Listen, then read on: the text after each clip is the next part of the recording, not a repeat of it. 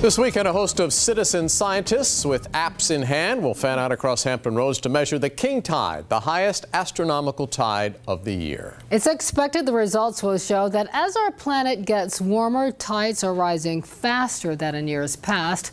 The data collected also will give scientists and emergency planners valuable information about how flooding will affect our region in the future. Our special reports this week on the king tide have focused on the effects of sea level rise on Hampton Roads, things we can see as well as concerns for our future. Across a wide spectrum, a growing number of voices are joining the conversation.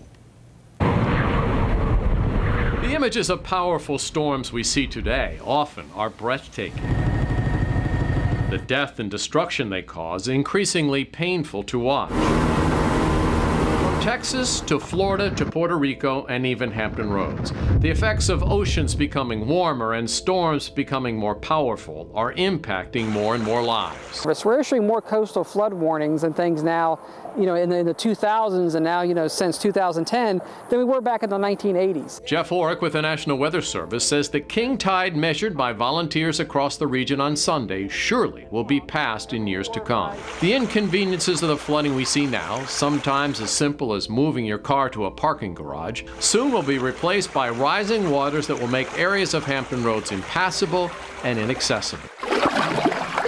If you own a home, it's possible you're seeing the effects of rising tides right now.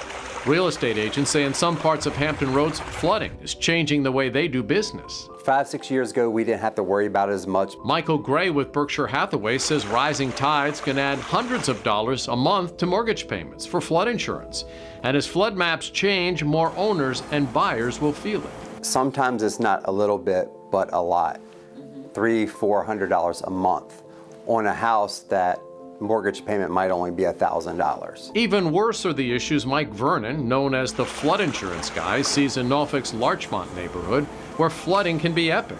Vernon works to get homes FEMA codes compliant to try and lower insurance premiums, some as high as $6,000 a year. You can build a second floor and turn the first floor into non-living space. You can demolish them and rebuild, or you can lift them. That type of work is about to begin at Christ at St. Luke's Church in Ghent. The century-old church, just a few yards from The Hague, soon will spend millions of dollars to keep rising tides away. Local faith leaders we met with tell us it's not just the suffering powerful storms and rising tides cause that concern them.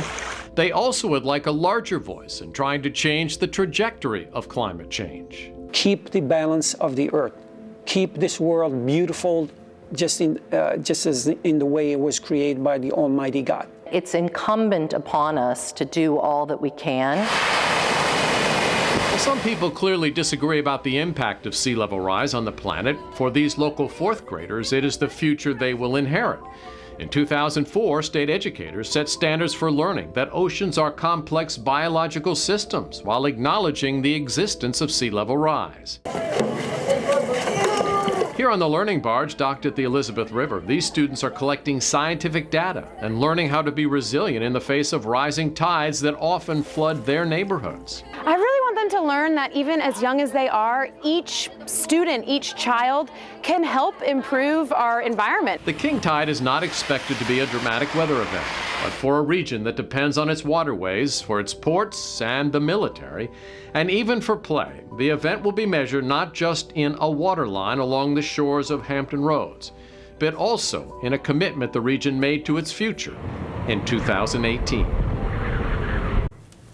King tide hits Saturday and Sunday. To help track it, go to 13newsnow.com. There you can click on a link to download the Catch the King Tide app.